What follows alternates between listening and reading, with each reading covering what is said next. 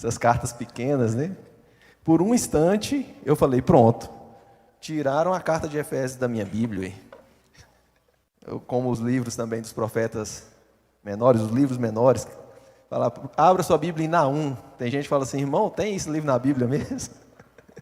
Tem esse livro na Bíblia? Outro dia uma pessoa falou assim, gente, a pessoa mandou ler aqui uma carta de Judas. Não tem isso na Bíblia, não. O Judas? Não tem isso na Bíblia. Não é possível um negócio desse, né? E, de fato, é só um capítulo. É muito pequenininho e passa desapercebido. E, por um instante, eu achei que Efésios tinha saído aqui da minha Bíblia. Mas está aqui, permanece aqui. Assim como as misericórdias do Senhor, que permanecem para sempre. Efésios 6, capítulo 6, versículo 17 e 18. Que a palavra do Senhor possa ser lançada ao seu coração como uma semente em terra fértil. Usem o capacete da salvação e a espada do Espírito, que é a palavra de Deus.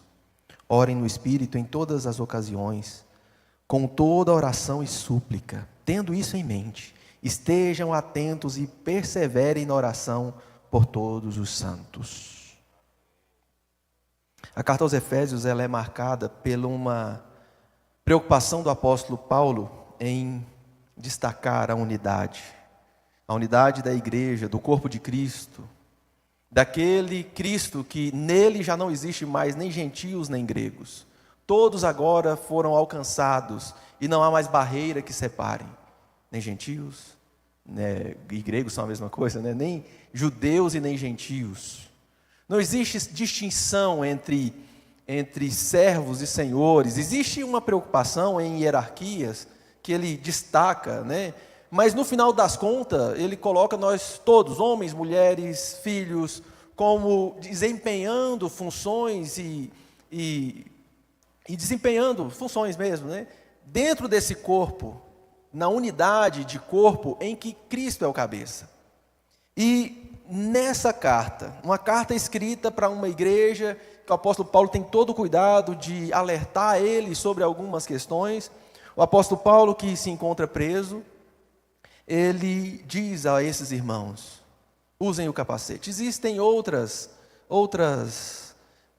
utensílios aqui. Muito obrigado, meu filho. Vou tomar da que você trouxe primeiro, né? Até para você ser encorajado a trazer mais vezes. Então o apóstolo Paulo está escrevendo para uma igreja, e existem outras armaduras aqui, outros utensílios da armadura, do conjunto que compõe a armadura de um soldado romano, mas hoje nós vamos focar nesse capacete e a espada. Né? A espada é o único item aqui que é uma ferramenta de ataque. Todas as outras que são citadas aqui anteriormente, o cinto, a couraça, né, as sandálias, são itens de proteção, né? De alguma certa forma é um item de proteção. E a espada é a única ferramenta de ataque. Então nós vamos trabalhar a única que é de ataque nessa batalha, e nós vamos entender que batalha é essa, e eu creio que tem tudo a ver com o que eu disse mais cedo, sobre o que tem roubado a nossa esperança, e vamos entender a origem disso. Porque ao começar esse momento, o apóstolo Paulo vem falando dessa relação entre os familiares, esposo, a esposa, os filhos, o patrão e o empregado. E ao terminar isso, ele fala que no demais, irmãos, sejam fortalecidos no Senhor e na força do seu poder.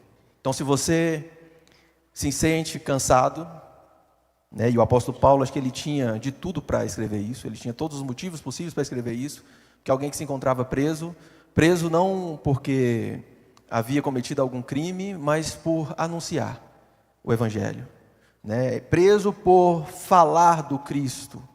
E as autoridades judaicas, tentando matar, a trama para tirar a vida de Paulo, o prendem, na expectativa de achar um momento oportuno para matá-lo, para tirar a sua vida. E ele recorre às autoridades apelando a ter uma audiência com o imperador, para fazer a sua defesa. E não foi uma escolha dele ser preso, é uma escolha dele ir até o imperador. Mas ele está preso por anunciar o Evangelho. E ele tinha de tudo para escrever isso aqui, de fato, porque é alguém que precisava ser fortalecido constantemente. E esse ser fortalecido traz a característica de alguém que não encontra forças em si mesmo, mas que é fortalecido literalmente por algo externo, ou seja, pelo Senhor e a força do seu poder. Às vezes, as situações que nós enfrentamos que tiram a alegria de nós, que roubam a nossa alegria, elas perduram porque nós tentamos vencê-las através das nossas forças, através da nossa própria ação. Mesmo que seja, quando a gente fala assim, eu vou fazer uma quantidade X de jejuns, eu vou fazer uma quantidade X de tempo de oração, quando nós achamos que é o tempo de oração, que é a quantidade de jejuns, nós estamos colocando isso dentro da nossa capacidade, da nossa força. Oração e jejum, elas são importantes para nós dizermos a Deus, Deus, eu estou aqui porque eu não tenho força. Não é pelo que eu estou fazendo, mas é pelo que eu sei o que o Senhor pode fazer. Então ele começa essa perícope, esse momento aqui, dizendo, fortalecei-vos no Senhor e na força do seu poder. Não é a primeira vez que ele fala para eles serem fortalecidos. No capítulo 3 ele já diz, irmãos, eu oro para que vocês sejam fortalecidos no Senhor. Já é em um outro momento aqui ele dizendo novamente, porque ele sabe que na nossa caminhada é necessário ser fortalecido. E só o Senhor pode nos fortalecer. É uma necessidade que temos. A outra questão que ele levanta aqui é vistam-se de toda a armadura para resistir às astutas ciladas do diabo. Então, outro ponto aqui que é extremamente importante. Isso aqui a gente não pode perder de vista, que o nosso adversário está constantemente preparando ciladas. Não é a primeira vez que isso é falado aqui nessa igreja, não é a primeira vez que você ouviu isso. Mas eu espero que você ouça isso mais vezes para que você não esqueça, até porque, enquanto eu falo aqui, ele está preparando ciladas distintas para cada um dos irmãos que está aqui. Constantemente. Então você ora, faz campanha, está tudo bem, você sai daqui renovado, passa um pouco aqui, um incircunciso, filisteu, amalequita, entra na sua frente no trânsito sem dar seta, te fecha no trânsito, e ali você já sai da graça. Fácil, fácil. Aí você fala assim, mas foi o cara, esse cara é porque é um amalequita. Você é filho de Belial. Essa jumenta de Balaão, sem seta. Né? Tirou a seta do carro.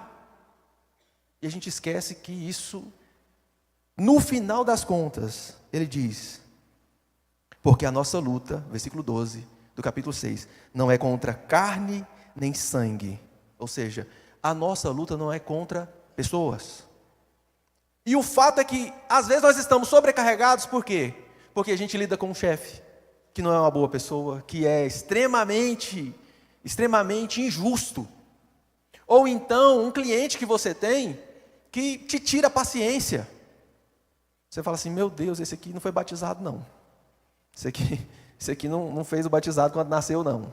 Né? Tem gente que tira-nos do sério. Às vezes dentro da nossa casa, a gente olha para algumas pessoas dentro da nossa casa e fala, meu Deus, quantas vezes eu já repeti isso. Essa pessoa sabe que eu não gosto daquela situação. E aí o apóstolo Paulo está falando de ciladas do diabo. E ele diz, e lembre-se, a nossa luta não é contra carne nem sangue, mas contra principados, potestades, dominadores deste mundo, forças do mal nas regiões celestiais.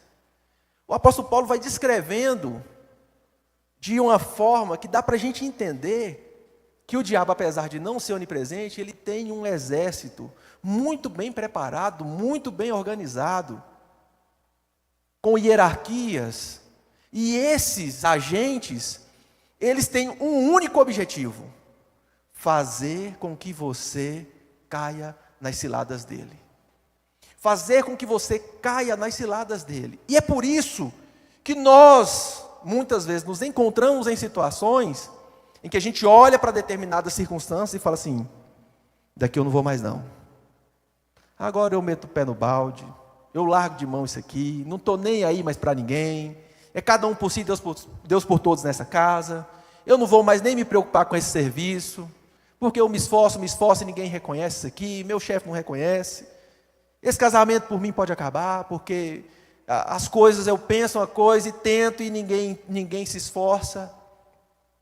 Toda vez que você estiver a ponto de desistir, toda vez que você estiver a ponto de desistir de algo que você tem certeza que Deus te colocou nesse lugar, que Deus te direcionou para aquilo. E eu falo isso como alguém que tem dia que chega em casa e fala assim: amor, vou entregar tudo quanto é cargo. Eu vou pedir conta desse emprego. Eu vou chegar no pastor Túlio e vou entregar o ministério de música. Esse povo é custoso demais. Esse povo não reza, não. Esse povo não está rezando, não. Eu me encontro nessa situação. Talvez você não. Talvez você nunca pensou em desistir. Assim, meu Deus, esses meninos estão custosos demais. Mãe de Jesus de Nazaré, tem misericórdia. Quem nunca, irmãos? E eu estou falando de algo que, pelo menos para mim, tem dias que eu falo assim: eu vou desistir. Tem dias que a gente pensa assim: vou desistir, não sei do que, mas a gente chega a pensar nisso. Porque, entenda, existe diversos agentes trabalhando com um único objetivo: te fazer desistir, te fazer acreditar que não é possível, te fazer acreditar que não há solução, te fazer acreditar que você não é capaz, te fazer acreditar que porque você errou 1, 2, 3, 200 vezes, não sei, fala assim: não tem jeito para você não, rapaz, desiste disso aí, ninguém te compreende. Que sentido faz você continuar? É sistemático e organizado. O apóstolo Paulo está dizendo de onde vêm esses ataques. O apóstolo Paulo está dizendo quem trabalha com esse objetivo e de forma organizada. O apóstolo Paulo é um exemplo disso. Ele está preso justamente por causa da ação desses agentes que operam, que são extremamente organizados, que são dominadores e que estão dentro de um sistema que jaz no maligno, e ele está preso por causa disso. Eu me lembro quando a gente estava envolvidos na campanha de segundo turno para as eleições presidenciais, e eu já imaginava alguns resultados desde o primeiro turno. Eu falo isso com tranquilidade no coração, porque ali eu me despertei para algo. Apesar de olhar para o cenário político e me identificar com alguns ideais políticos, como qualquer cidadão tem o direito de olhar e escolher, mas a gente começa a olhar para alguns agentes e começa a colocar nossa esperança em agentes políticos. Colocamos a esperança em uma possível aprovação, em um possível projeto que a gente calcula que vai dar certo, que vai ser bênção. A gente começa a colocar as nossas expectativas em situações. E aí, eu estava conversando com alguém, nós saímos para lanchar, no domingo das eleições, mesmo do segundo turno. E aí, a pessoa falou assim: Davi, quem que você acha que vai ganhar as eleições? Eu falei: eu não sei. Não sei quem vai ganhar as eleições. Mas uma coisa eu tenho convicção: quem governa de eternidade em eternidade é o Senhor. Quem governa de eternidade em eternidade é o Senhor.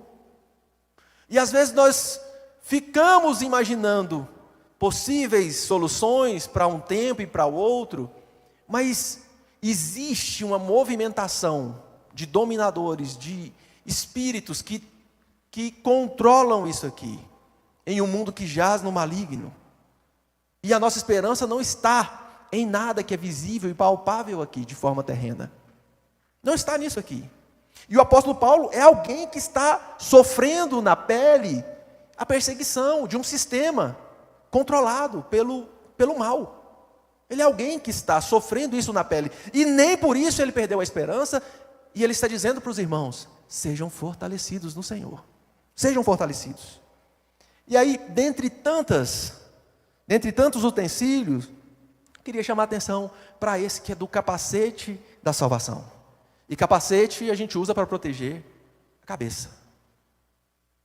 Qual a forma que nós temos para proteger a nossa cabeça, a nossa mente, das investidas, da estratégia de Satanás? Qual é a arma que ele diz aqui, que ele compara a um capacete? É a salvação.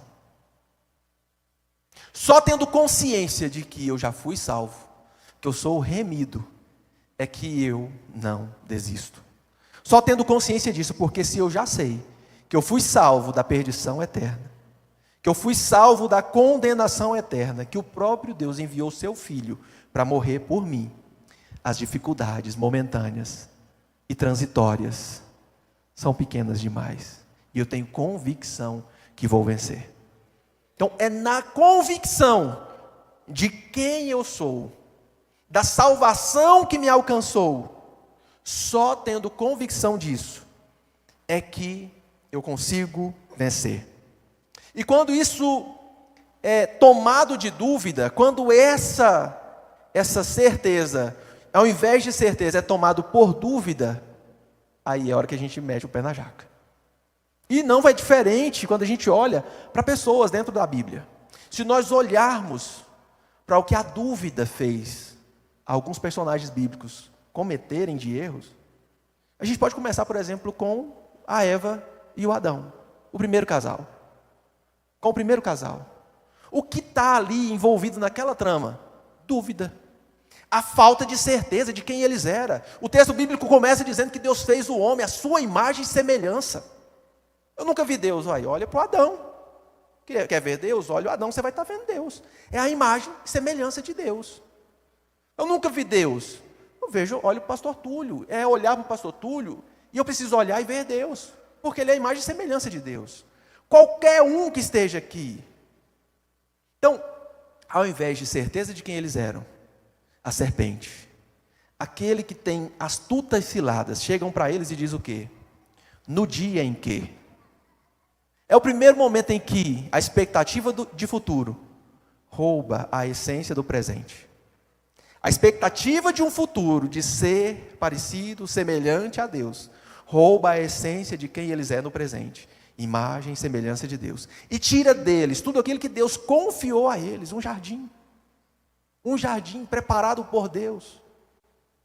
Então, a incerteza, a dúvida, a falta de consciência e convicção de quem eles eram, roubou eles da presença de Deus. Então, toda vez que nós colocamos o nosso olhar no futuro, olhe bem isso aqui. Toda vez que você coloca o seu olhar numa expectativa de futuro, de uma salvação lá no futuro, você deixa de experimentar o que Deus tem feito na sua vida no presente. E o diabo é mestre nisso. O diabo é mestre nisso. De você começar a achar que sua vida não está boa agora, mas que no futuro vai ficar bom. E você deixa de experimentar os mínimos cuidados de Deus na sua vida hoje. Quantas pessoas pagariam caro para não estar respirando com a ajuda de aparelhos? Quantas pessoas pagariam caro para poder andar com as suas próprias pernas? Quantas pessoas pagariam caro para ter o seu filho ainda vivo? Nós esquecemos de experimentar a bondade desse Deus no hoje. E assim como o primeiro casal, colocamos uma expectativa de um futuro que, se no dia em que, e colocamos a nossa alegria num dia em que, e esquecemos de um Deus que tem feito hoje por nós. Nós olhamos para o Caim que decide oferecer um culto a Deus. Ele e seu irmão decidem, nossos pais erraram, mas eu vou tentar fazer algo para agradar a esse Deus, para ver se ele aceita algo que a gente vai fazer. Então eles decidem cultuar, mas o culto de um é aceito e o culto de outro não. Não porque um cantava afinado, o outro desafinado, mas aquele que o culto não é aceito, ele é tomado de uma ira. E entenda isso. Quando Deus procura Caim e fala, Caim, por que seu semblante está entristecido? Ele fala, não, está tudo certo. Está tudo certo. Tá não. Caim, o mal está à sua porta. Ou seja, tem cilada para você. Cabe a você dominar isso aí. Não seja dominado por isso aí. Aí Deus, o próprio Deus diz, se você proceder bem no seu coração, por acaso a sua oferta também não será aceita. Caim, não é o seu irmão, o problema não é o seu irmão, o problema está em você. Falta você entender no seu coração a essência de um culto, a centralidade que um culto tem que ter na sua vida. Mas o Caim está de olho no quê? Na vida do irmão. E por causa de olhar para a vida do irmão, ele se perde. E aí, irmãos, tem gente que fala assim, você fala assim para algumas pessoas, mas se o fulano tivesse escutado uma pregação, Se a pregação fosse boa mesmo, ele teria aceito. Gente, o Caim foi o próprio Deus que pregou para ele. O próprio Deus. Mas o coração endurecido, por quê? Ele estava focado no irmão dele. Ele estava focado no que faltava nele, mas para ele achava que ele tinha que matar o irmão. Porque se o irmão morresse, aí agora está resolvido. Eu não tenho ninguém para comparar a minha vida. Então, só ficou gente ruim no pedaço aqui e está tudo certo. Mas cilada do mal. E ele cede. E ele cede. Por quê? Porque ele não olha para o conselho de Deus na própria palavra. A palavra de Deus dizendo a ele, da boca do próprio Deus, cabe a você dominar isso aí. E muitas vezes nós nos perdemos porque Deus está dizendo, cabe a você dominar isso. Tiago, cabe a você dominar isso. Lesiel, cabe a você dominar isso. Não fica olhando para lá não, é você, rapaz. Davi, é você que tem que dominar isso aí. Não olha para lá não, é você. Um é olhando para o futuro e esquece de quem é no presente. É o outro achando que o problema está externo, mas o problema é interno. É saber que nós temos responsabilidades. E nós esquecemos disso e queremos só jogar a responsabilidade para o outro. Não, o problema é o outro lá. Nós temos Saul, o cara que não soube esperar. E ele tenta ocupar um lugar que não era para ele estar. O Samuel fala, olha, não ofereça culto até eu chegar. E ele resolve, por achar que estava demorando demais, ele se precipita. E ali, ele é rejeitado por Deus por causa da sua precipitação. Irmão, às vezes é melhor esperar, tem hora que é preciso esperar. Quantas vezes nós quebramos a cara porque a gente se adianta, a gente se antecipa e não sabe esperar. Então, se nós olharmos para as Escrituras, sempre falta confiança. Toda vez que alguém erra, faltou confiança. Ananias e Safira, eles, na dúvida de quem eles eram, eles tentam uma trama para chamar a atenção da comunidade, da congregação, e dizer, nós estamos fazendo. Olha só o que nós estamos fazendo. Mas o coração deles não estava na essência do que faziam. Eles, preocupados com a sua segurança, pegam parte desse dinheiro. E o problema não era pegar parte do dinheiro. O próprio Pedro diz, por que você deixou Satanás encher o seu coração? Olha quem estava por trás, tramando esse lado, Satanás. E ele foi deixando. Acha, não, isso aqui é só dinheiro. Então, eles deixam Satanás preparar tudo isso, e o Pedro diz, se você não tivesse vendido a propriedade era sua. Ainda assim, se você vendeu, você poderia ter ficado com o dinheiro para você. Mas você queria mostrar para as pessoas, queria dar uma aparência de que estava fazendo. Então, na necessidade de querer mostrar, de querer viver algo que não era, esse casal se perdeu. Perdição chegou a essa casa. Mas, em contrapartida a tudo isso, das dificuldades que enfrentamos, de, às vezes, não saber esperar, de, às vezes, não ter certeza de quem somos, diante de todas essas circunstâncias, eu tenho uma proposta para nós olharmos. A proposta não é minha, é uma proposta para olharmos. E ela está na oração que Jesus nos ensinou. Porque quando nós olhamos para essa oração, nós encontramos ali coisas muito basilares para entendermos quem somos e o que precisamos fazer. Detalhe, essa oração nós fazemos ela todos os dias. Então ela começa dizendo exatamente quem somos. Quando ela começa dizendo quem somos?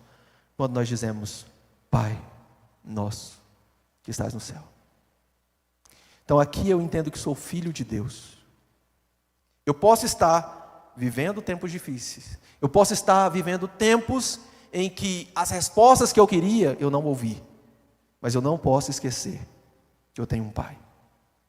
Eu não posso esquecer que existe um Pai. Não posso esquecer que eu sou filho desse Pai. Então, sendo filho desse Pai, aí agora entra o que nós precisamos fazer. O que é a nossa missão fazer, e a oração diz. Que a nossa missão é estabelecer a vontade do Pai.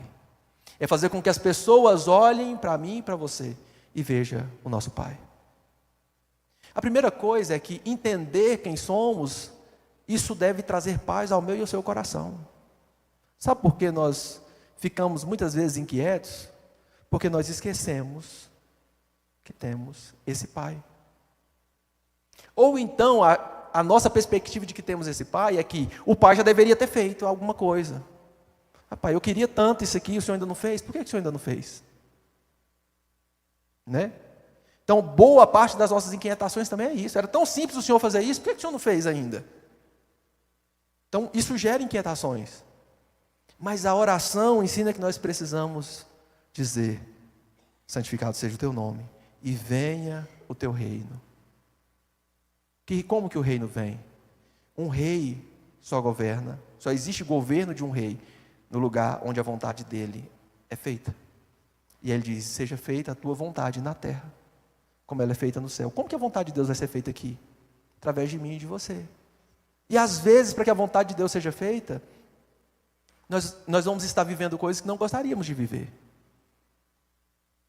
Nós vamos estar vivendo coisas que fogem da nossa expectativa para a nossa vida. Nós tínhamos outras expectativas. Mas por que eu devo confiar? Porque eu sei que o Pai continua no trono, continua governando nos céus. E o governo dele está sendo estabelecido e demonstrado através da minha e da sua vida. Quantas vezes, no último instante, a hora que a gente fala assim, eu não consigo mais, a gente vê milagres de Deus, o cuidado de Deus. Por quê? Ele continua no trono.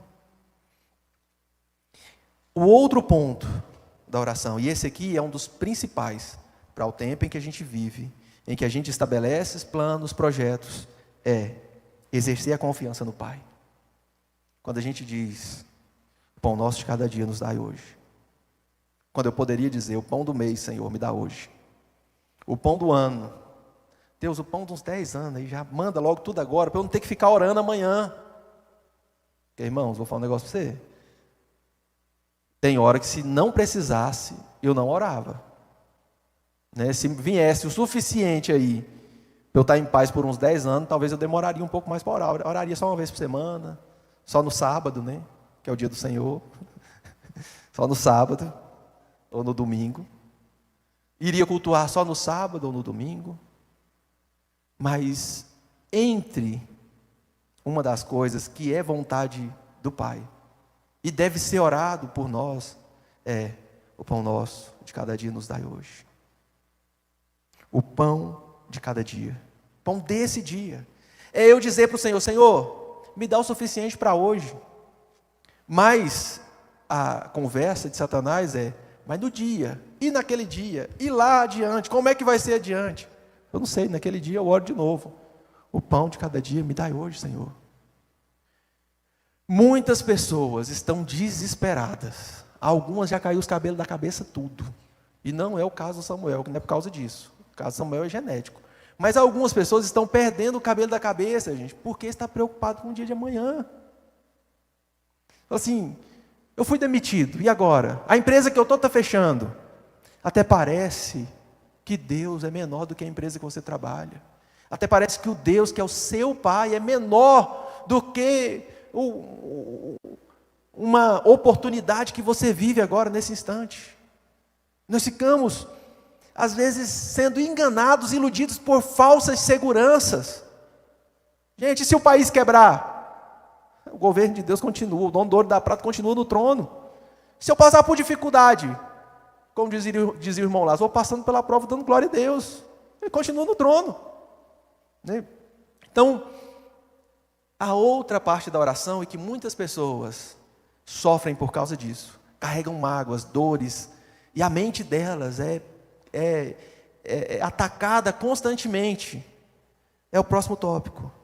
Demonstrar as características do Pai, exercendo o perdão. Porque quantas pessoas, ao olhar para o irmão, ao ver no irmão uma diferença, querem matar o irmão. E é só entendendo que eu sou um filho de um Deus que me perdoou sem eu merecer. Eu tenho a capacidade de perdoar o outro, mesmo que eu ache que o outro não mereça. Perdoe as nossas dívidas, assim como perdoamos aqueles que nos devem, os nossos devedores. E não nos deixem cair em tentação, mas livra-nos do mal. Porque constantemente, todos os dias, do mesmo jeito que você vai orar precisando do cuidado e da provisão de Deus todos os dias tem ataques do mal contra a sua vida. Então, em dias difíceis, em dias que a sua mente é atacada constantemente, quem nos livra do mal é o Senhor. E como que a gente é livrados desse mal? Tendo consciência de tudo isso, de quem somos, do que precisamos fazer, de qual é o nosso chamado, em quem devemos colocar a nossa confiança, qual é a nossa missão aqui, que é fazer a vontade do Pai, demonstrar as características desse Pai. É só nessa consciência é que nós vencemos. E onde nós encontramos refúgios, subterfúgios para vencer? Na palavra. A palavra é a espada. A palavra é a forma que nós conseguimos vencer. Foi por meio da palavra que Jesus venceu. Foi por meio da palavra que, ao ser atacado nas suas necessidades físicas, nas suas necessidades fisiológicas, na sua necessidade de que um ser humano pode ter de conquistar, de ser grande, quando é oferecido diversas coisas que podem tirá-lo do propósito, inclusive a oportunidade de demonstrar a sua grandeza em nível espiritual, a ponto de ser protegidos por anjos, ele vence todas essas artimanhas de Satanás por meio da palavra.